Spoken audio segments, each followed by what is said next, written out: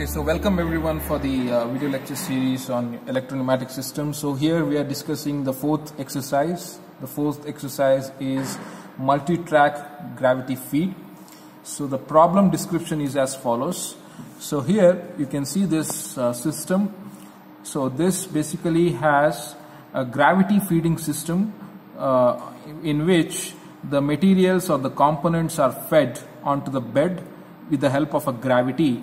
And in order to make sure that the components will be placed on the bed, so you have the actuator which in turn, when it retracts, all the components will be placed on the bed.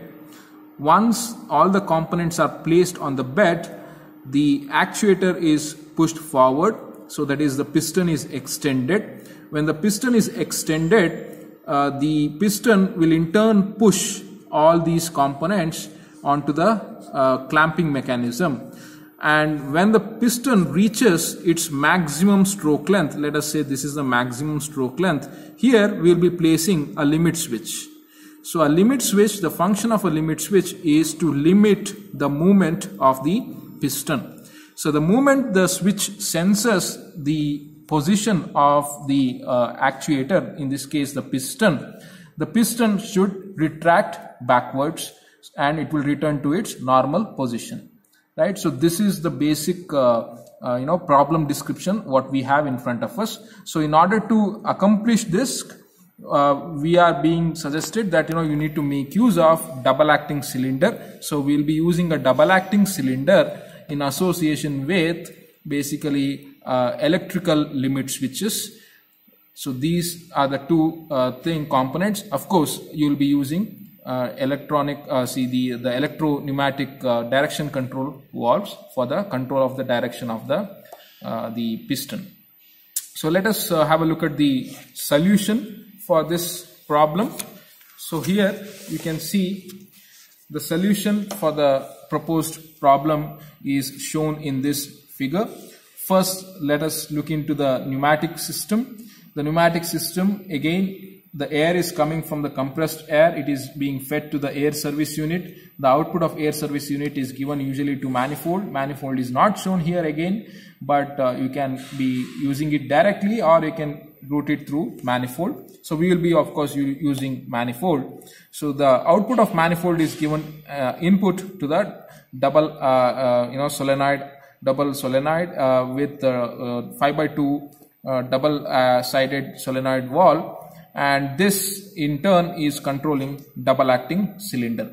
So in this, the end side, at the end of the double acting cylinder, the forward stroke length, we have placed a limit switch. In this case, it is the nomenclature is 1S. 1S is the electrical limit switch which will be placed when the piston extends, and it will touch the switch. It has to energize the other side of the valve, and when the other side of the valve is energized, there will be change in the position of the valve. This in turn will retract the piston backwards and it will return to its home position. So this is the basic pneumatic circuit. The only part where we will be using electrical part is we will be using electrical limit switch and we will be using, of course, two solenoids. In order to initiate the whole system, we will be using one push button. So let us see the electrical circuit diagram for this. So this is the electrical circuit diagram, you can see. So if you observe this circuit diagram, this is somewhat similar to our previous exercise. So if you see the previous exercise, so just have a look at this. Here S2 has been replaced by 1S. That is the only difference that you will find in the exercise number 4. Apart from that, the entire electrical circuit remains same. So what we are doing in this case is, instead of pressing two buttons, so in previous case we had S1 and S2, these are the two push buttons which we used to give the input. What we have done in the given problem is we have automated the whole system in such a way that when I press the push button switch S1, the piston will move forward. It will continue to move forward as long as it encounters the limit switch 1S. The moment limit switch 1S is encountered, then the piston will retract. So that is the basic pneumatic system. So again, in this case, we are using relays K1 and K2. So that means the entire operation is indirect operation. So just to summarize how this circuit works. So when I press S1, so there will be power supply to the relay K1. Relay K1 gets energized, and the contact point of K1, which is normally open contact type, will close because K1 is energized. When this closes, 1Y1 gets energized. 1Y1, if it is energized, then the piston will move forward.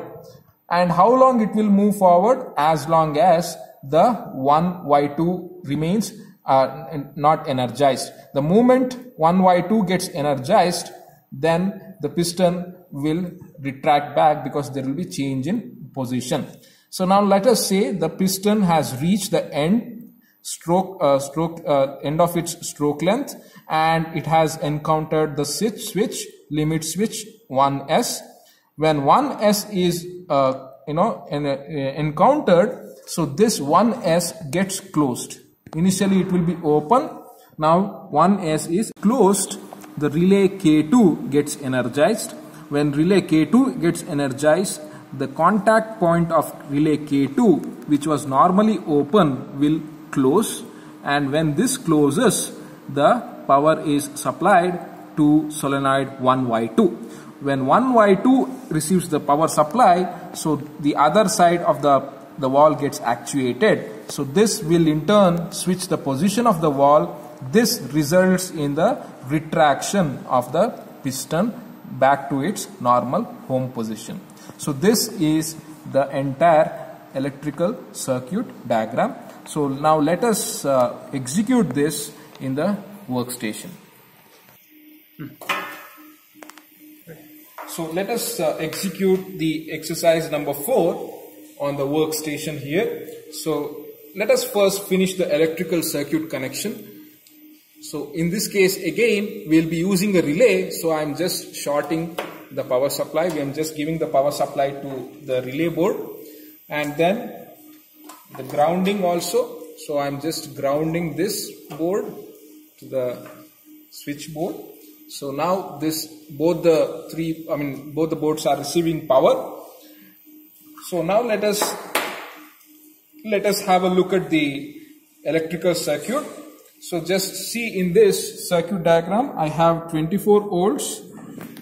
The 24 volts, that power has to be supplied to S1 switch. The terminal is 1,3, and then the other end of the switch is terminal is 1,4. 1,4 is given to A1, and the other terminal of the relay K1 is given to ground, that is A2. So let us connect this in the board. We are taking this power which is coming from the power supply. I am giving it to 1,3. The output of that is 1,4. I am taking 1,4 and I am giving that to my relay K1. I am taking this as relay K1. So this is A1 I have given. Next, A2 is grounded. So that is this A2 terminal is grounded. So I am just connecting it to the ground.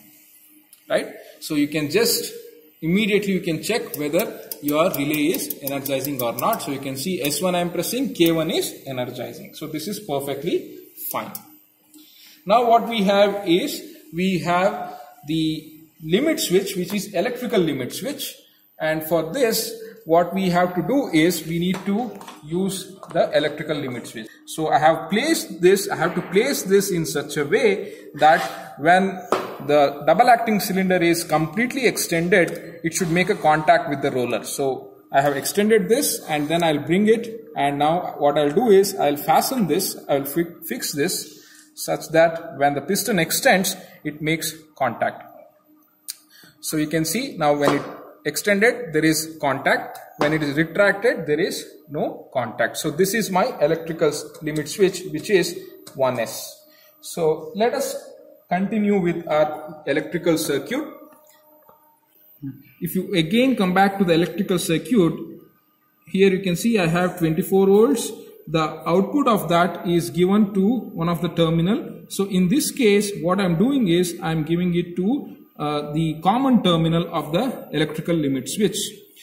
Then the other terminal is usually terminal number 4. So the electrical limit switches has 3 points. I'm just going to show you. But now the common terminal is connected to 24 volts and the output of that electrical limit switch is connected to A1, and A2 of the K2 relay is connected to ground.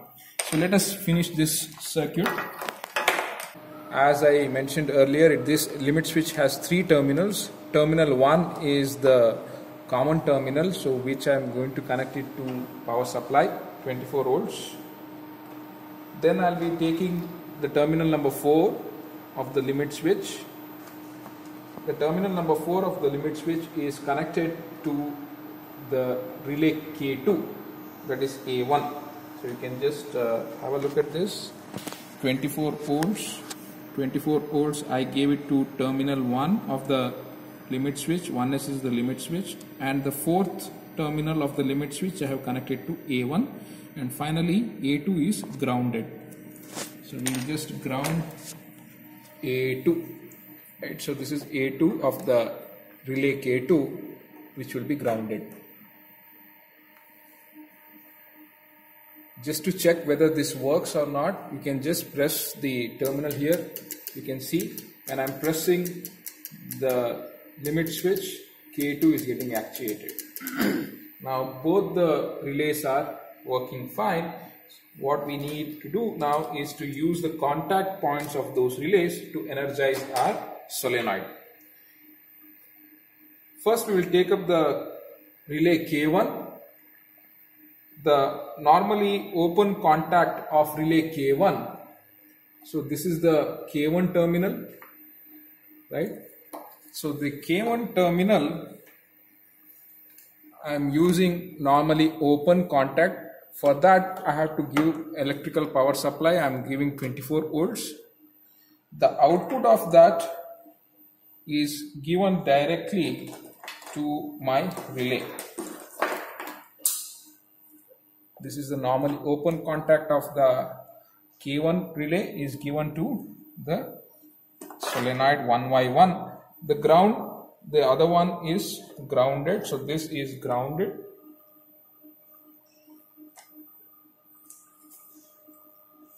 Similarly, we will repeat the procedure for relay K2. So the relay K2, we need to take the open or normally open contact of that.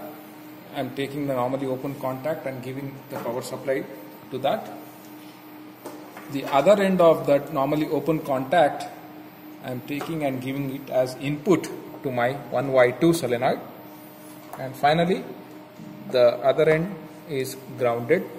I am just grounding it. This completes the electrical connections. Now we are left with pneumatic connection. Pneumatic connection is straightforward. So input port 1 receives the air. So this is double-sided solenoid direction control valve, which is 5x2 type. So we have the output of this as input to the double acting cylinder. The other end of the cylinder is again connected to port number 2. This completes the pneumatic connection. We can now test this. I'm switching on this pneumatic system. So what should happen now is when I press S1, S1 should in turn energize K1. K1 will switch over the contact and this should energize my 1y1. So that is what is expected. When this happens, the piston moves forward.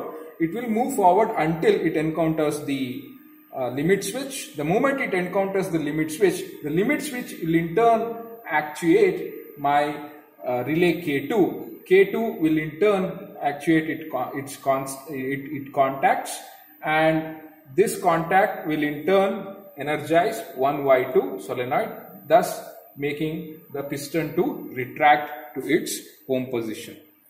Let us see whether this works or not. So I am pressing S1. So you can see S1 is pressed and the limit switch is also pressed now. So I'm just going to release this. It will come back. What I'm going to do now is I'll press this S1 and immediately remove my hand so that you can see the return stroke quite easily. So you can see.